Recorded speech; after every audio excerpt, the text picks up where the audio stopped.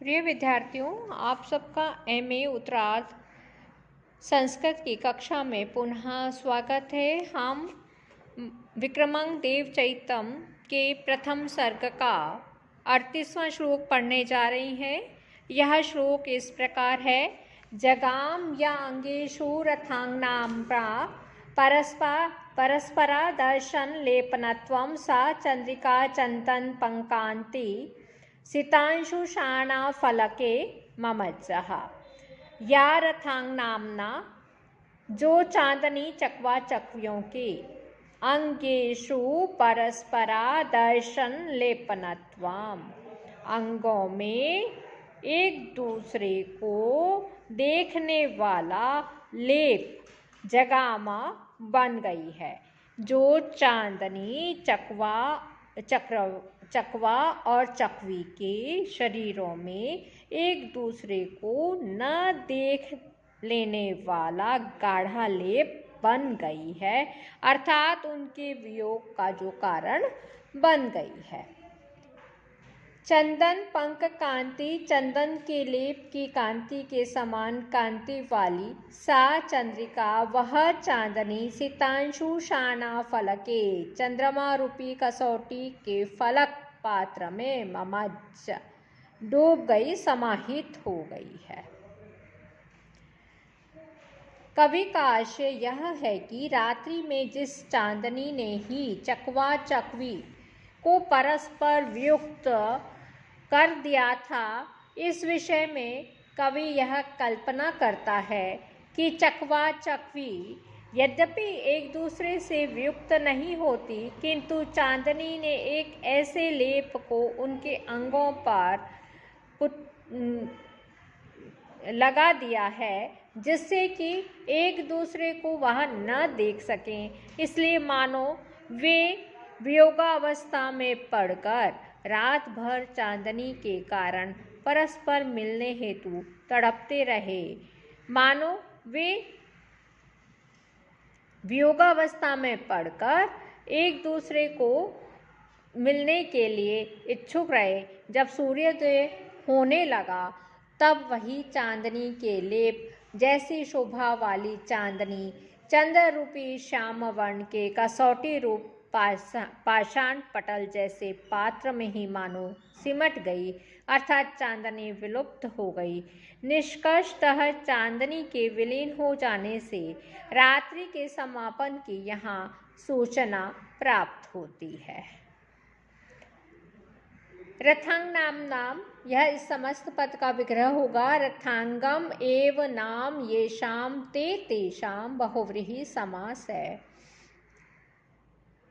सितांशु शाना फलके, सितांशुरेव शाना फलकम तस्में कर्मधारय समास है।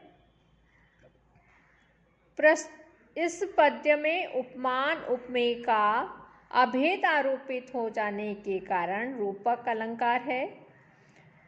चांदनी के चंद्र रूपी श्वेत पात्र में डूबने की कल्पना की गई है, इसलिए यहाँ पे उत्प्रेक्षा अलंकार है। इस पद्य में समान वर्णों की अनेक बार आवृत्ति होने के कारण यहाँ अनुप्रास अलंकार है। यहाँ चंदन पंक कांति पद जो चंद्रिका का विशेषण है के द्वारा लुप्तोपमा व्यक्त होती है। जगाम में गम धातु लिट लकार प्रथम पुरुष एक वचन है। ममज्ज मज धातु लेट लकार प्रथम पुरुष एक वचन।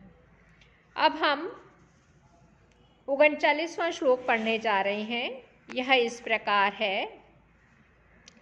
संध्या समाधौ भगवान स्थितो अथ शक्रेण बद्ध अंजलिना प्रणम्य विज्ञापितः शेखर पारिजातः द्विरेफनाद द्विगुणैर्वचोभिः। अथ यानी इसके अनंतर संध्या समाधौ स्थितः, सायकालीन वंदन संबंधी समाधि ध्यान में स्थित भगवान बद्धांजलिना विद्यमान ब्रह्मा जी हाथ जोड़े हुए शक्रेन प्रणम्य इंद्र के द्वारा प्रणाम करके शेखर पारिजात द्विरेफनाद द्विगुणई मौली स्थित कल्पवृक्ष कुसुम सन्निहित भ्रमर गुंजन द्वारा द्विगुणित वचोभी विज्ञापितः शब्दों से निवेदन किया। इसके अनंतर सायंतन संध्या वंदन रूपी समाधि में अथवा संध्या रूप ध्यान में स्थित विद्यमान भगवान ब्रह्मा जी से हाथ जोड़े हुए इंद्र ने नमस्कार करके शीर्षस्थ कल्प वृक्ष के पुष्पों पर विद्यमान भौरों की गुंजन से धुनी आवाज वाले वचनों से निवेदन किया। यहाँ पर प्रणम्य पद आया है। प्र उपसर्ग नम धातु ल्य प्रत्यय विज्ञापितः वि उपसर्ग ज्ञा धातु और अवबोधने धातु से निच प्रत्यय और तब प्रत्यय हुआ है। भौरे के गुंजन का स्वाभाविक चित्रण किया गया है, इसलिए यहाँ पर स्वभावोक्ति अलंकार है।